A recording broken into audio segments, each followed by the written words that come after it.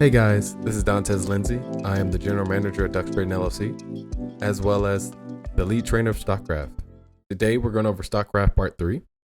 And in this video today, we're going to go over the strategy builder.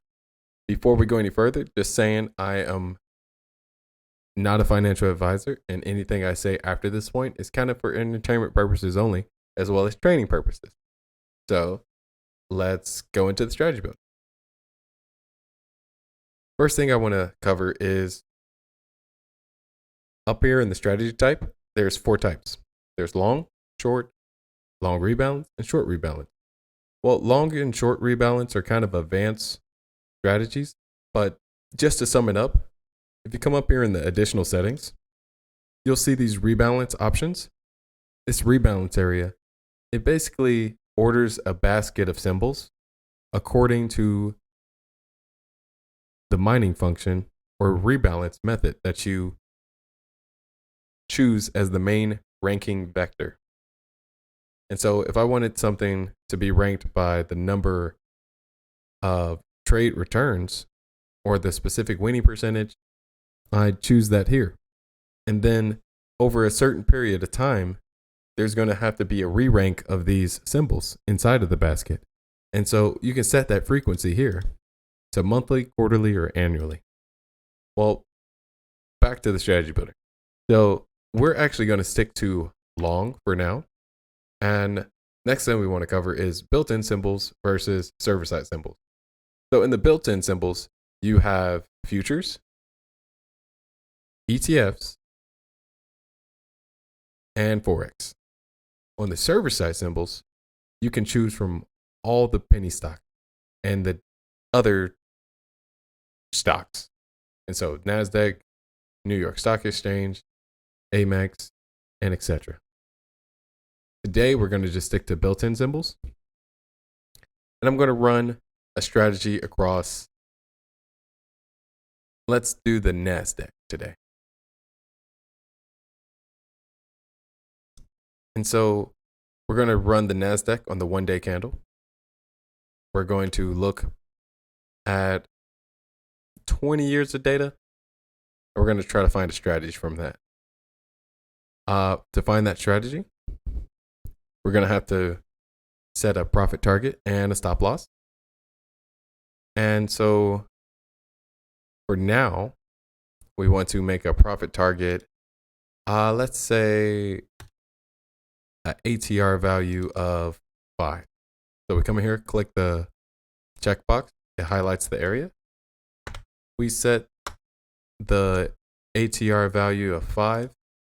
And this basically looks for a ATR value multiple that acts as a profit target that's pretty dynamic and depends on the true range of the ticker that you're trying to trade at that current moment before the signal goes through. And if you don't know what average true range is, it's basically the greatest value between the current high minus the low, or the absolute value of the current high minus the previous close, or the absolute value of the current low minus the previous close. We also don't stop there. What we can do is anything we put in this second value is going to use this delta 3 to add to the first value in 2 steps. And so instead of looking for just 5 multiple, now it's looking for 5, 6, and 7.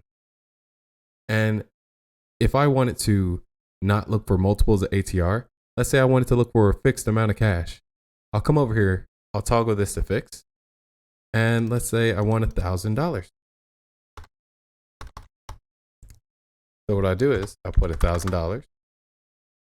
I put the second one as 0, and now this becomes a profit target of $1,000.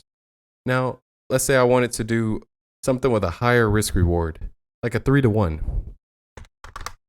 So I put 1,000 on the other side, and now this searches for $1,000, $2,000, and $3,000.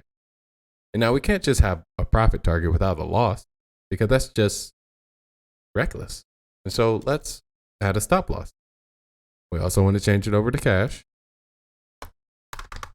And now we have a risk reward of 3 to 1 because we're having a reward up to 3 to 1 and we have a fixed risk of 1,000.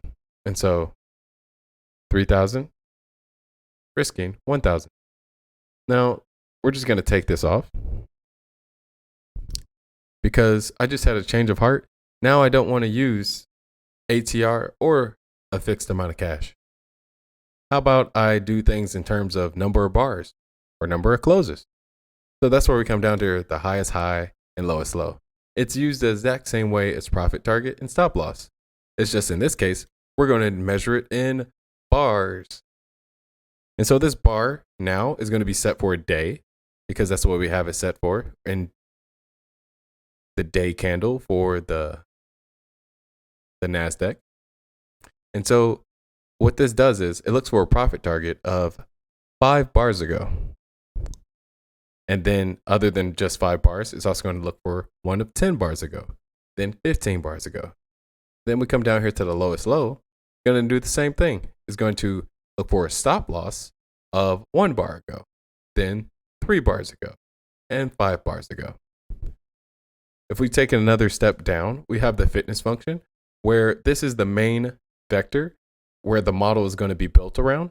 So if I'm doing a robust strategy and I'm trying to minimize my losses and maximize my gains, P&L to drawdown might be where I want to go. But if I want something with a lot of numbers and a lot of trades involved, maybe I want something with average trades. There's other options, especially with high numbers involved. I can get an expectancy score, but for now, I'll stick to average trades. If we go down again, you'll see something called max holding time. This is also done in bars. So if I put 1 bar in, this is going to hold my position once it takes an entry based off of our signals created. And it's going to hold it for max 1 bar. And so again, the 1 bar is set for 1 day. And so it's going to hold the position for 1 whole day. And then it's going to force an exit. And that's going to give us a decent understanding of what the curve is going to look like after everything's complete. So I'm just going to create that curve now. Just 1 max holding time. When it comes to profitable closes, when we go down again, this is basically, if you're going long, you look at the close, compare it to the next candle created. If the close is higher than the previous candle on the long, then it's a profitable close. If the same applies to the next candle, then it's another profitable close. This means this is 2 profitable closes on the long. Now, if we're going short, the same applies in reverse. We have a close, and then the close has to be lower on the next candle created. And that shows that on this short, the next candle is a profitable close. Simple. Now, we come back and we see there's something called in-sample minimum trades and out-of-sample minimum trades. Now you should understand profitable close. Now, what also, in addition to the profitable close, I want to add, when you put in 9999 or a number that's high enough to where the strategy builder cannot recognize it, is going to be registered as 0. And just like the default at the top, that's always going to be selected, it's an insanity check. So you can't have zeros, because zeros in math usually create error codes. Just to avoid error codes, we try to limit the amount of zeros we put in the strategy builder. So we have an insanity check up here in the default, as well as we use 9999 instead of 0. Now that that's out of the way, let's go down a little bit. We have the in-sample minimum trades, and we have out-of-sample minimum trades, and then out-of-sample percentage. Now this 30% here, this is what's recommended in the book, and this is the out-of-sample that we're going to use to generate a strategy. The way we generate a strategy is we build a model based off of the in-sample data, and then we test that model built off of the in-sample data on the out-sample data. And if that doesn't make sense, I have a visual. So here you see we build a model based off of the 30% out of sample percentage we're looking for, we take 70% to build a model on the most recent in sample data. Then we test that model on the most recent out of sample data. And that's when it's set to end in the additional settings. If we have it set to beginning, it reverses the relationship of how we view the data. So now we take that 70% that we're building the model and we take it to the older side of the in sample data. And then we make a model off of that, use that model and test it on the older side of the out sample data. Fair enough. Now, back to the strategy builder. So there's a lot of things we can put in right now. We can get really specific, put in custom strategies. The legacy can be used to put in strategies that are built inside of the strategy builder all at once, or you can expand the list with parametric. But right now, we're just going to try to generate a strategy and see what the strategy builder gives us. So we're just going to come over here, clear it all, and then press all. And so this brings in all the strategy. Now we can't use pre-market / post-market data. So we're going to come in here, press shift, go to the start, also shift click the end, highlight everything, keep holding shift, click inside the box, deselect all the things inside the pre-market data, and then run a regular simulation that does up to 4 functions at a time. Now this should run pretty quickly since we're going at a roughly 120K strategies per second. Just to speed things up a little bit, I made sure to keep on the max holding time. And so that usually makes things run a little smoother. So I'm gonna just let that run. All right, so the strategy builder ran, and it looks like we didn't bring anything out on the out sample data. So there's obviously not going to be anything in all. So let's go and see what happened in the inside. We're going to expand this a little bit. And I remember we used average trades as our mining function. So let's go to the top of that. It's 410.5. We're going to bring it across the anti-curve fitting sophisticated testing strategies. This is basically just going to test the robustness of our strategy. And so you see, we have a curve that, it goes up pretty steep, then kind of falls off, but still goes up. The drawdowns look kind of like hard to watch. Just in this specific strategy, we're going to put it across the buy and hold. And, we beat the buy and hold easily. We're going to test it across other strategies we have. And it works pretty well. Looks slightly overfit. Now we're going to put it across random. And it looks like we lost to random pretty hard. And so that shows that this strategy is actually bad. And we can kind of tell that because if we look over here in the robust index, it says 0 for like all these. And I don't think it's supposed to say 0 because I mentioned earlier, when we have zeros, they don't really go over well. So let's see what the metrics say. Okay, here we go. So the idea I usually do is I go to the E ratio. If the blue is not clearly over the red, that means we lost a random. And if our strategy can't even beat random clearly, it's not a good strategy. If we go to equity bands, this basically shows us how much money we can put in a strategy before it falls off. If it goes below the intersection between the lower band and the higher band, this shows us when it reaches 41,000, we should stop trading. When we go up to around 64,000, When it goes above that, we should stop trading the strategy because it's going to decrease our odds by a lot. If we go down to variance testing, we can see we just failed 3 tests already because this is slightly overfit because it's going up across the variance test. And the whole idea of a variance test is to make sure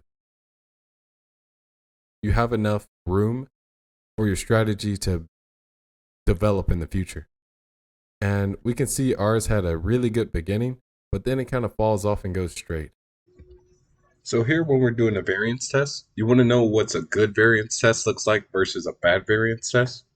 And that kind of looks like a shallow slope. There's too wide on the outskirts of the end of the strategy. Because at the end of the day, we're looking for something very robust. And the variance test pretty much tries to predict the probable future. And you want something very tight and along the upper echelon or quarter of the variance test, just so you can have some wiggle room to really pour in some money. As long as it's profitable, you're in the right direction, but you want to make sure it doesn't fall off halfway because we're comparing the strategy to historic data. And so it's obviously going to be a little overfit. So you want to make sure you give it just a little bit more room so it can adjust to the future. And what that looks like is a bad example, you'll have very wide range. The slope will be a little too shallow. And on a good version, you're going to see most of the tests are very tightly coiled, and your strategy should be right in the middle. And this is going to represent a not overfit or underfit data. Because at the end of the day, you're just comparing it to historic data and you're comparing it to your other strategies. And they give you a rough estimate of what we're going to face in the future.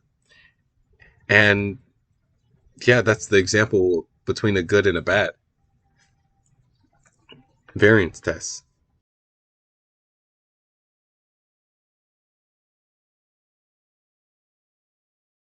So we failed that test as well. If we go to robust test, right now in the robust test, in the meta systems, this basically asks question, fixed question. And so if we come up here and highlight the original, you'll see the original in blue.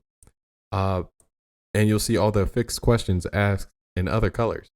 So first question, last trade win. What this does is every time you win your last trade, it turns off the strategy. And then it won't turn the strategy back on until you win another trade. And you can see how that affects the trade. When it turns off the strategy, then turns it back on when you have another win, it plots the data. And you can see we are slightly under, which means that we actually won a lot in the beginning.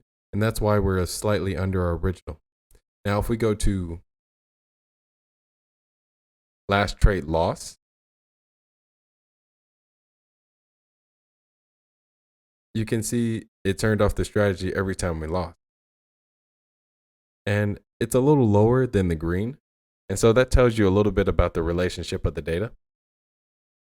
If we go over here to the liquidity test, it asks more questions.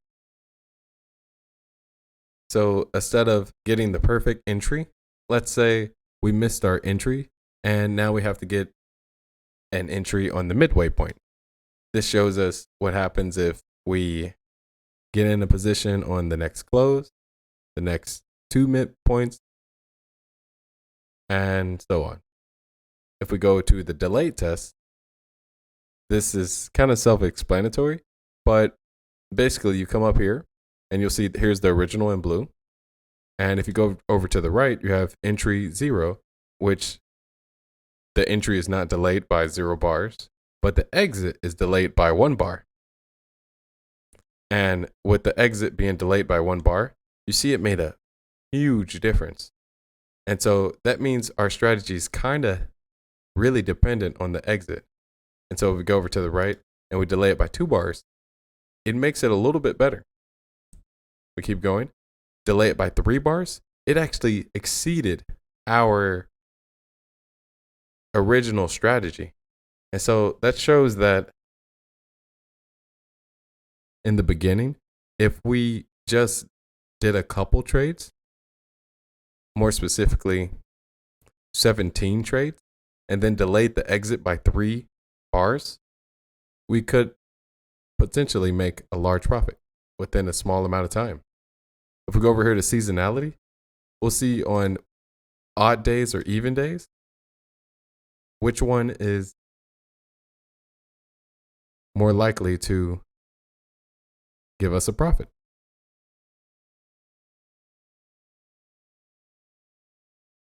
We're going to come up here to the Monte Carlo analysis. We're going to see our original strategy. It's kind of overfit, and we already knew that. It comes back and meets us right in the middle where it's supposed to be when it's a good strategy.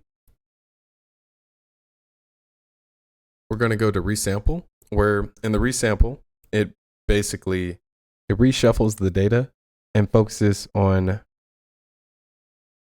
randomizing the entries. And so you can see the difference between the original, where it shuffles the entries in terms of its normal chronological order. Comparing it to the resample, you see the entries are kind of randomized, and it slightly makes some of them a little better. If you go down to the statistics at the right,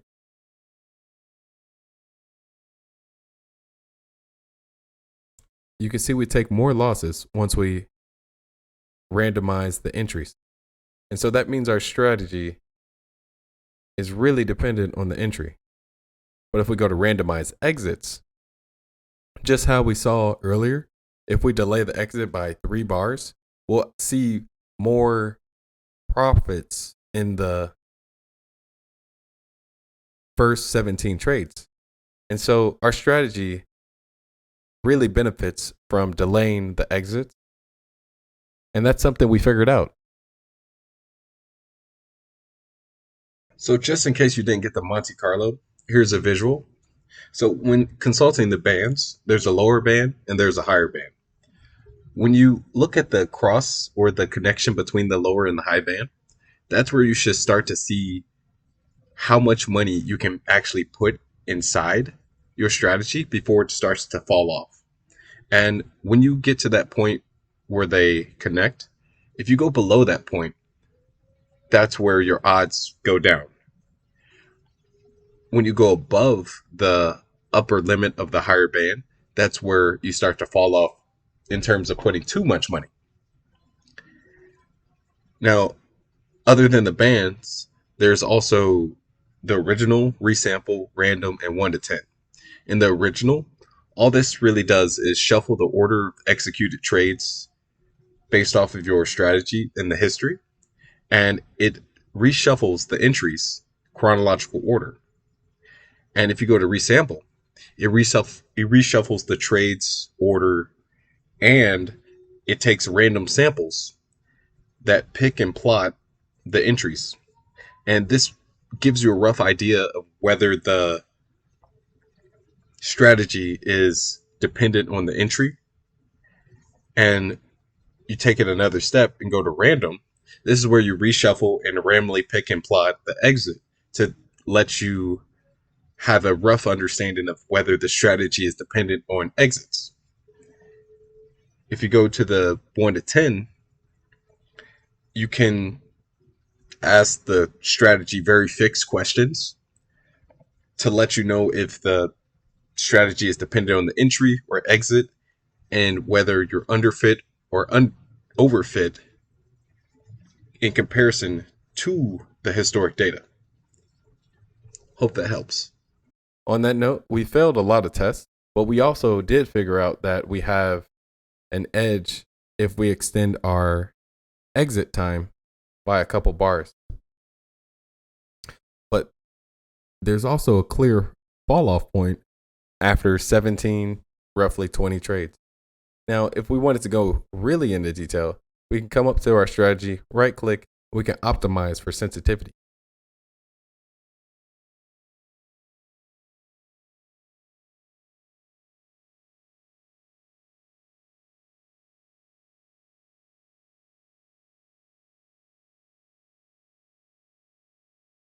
Overall, we failed most of the tests when we used the strategy that had the highest average trading.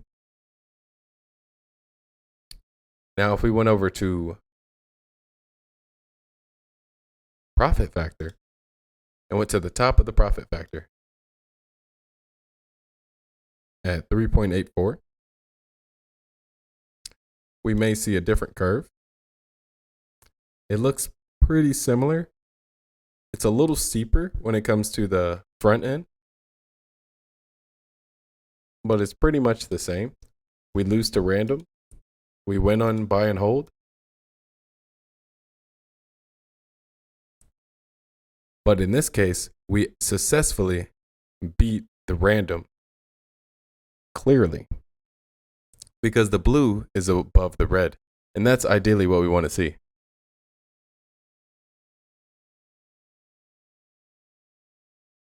When it comes to the variance test, it looks a little healthier than what we had before. And we have a clear 20% increase in our winning percentage.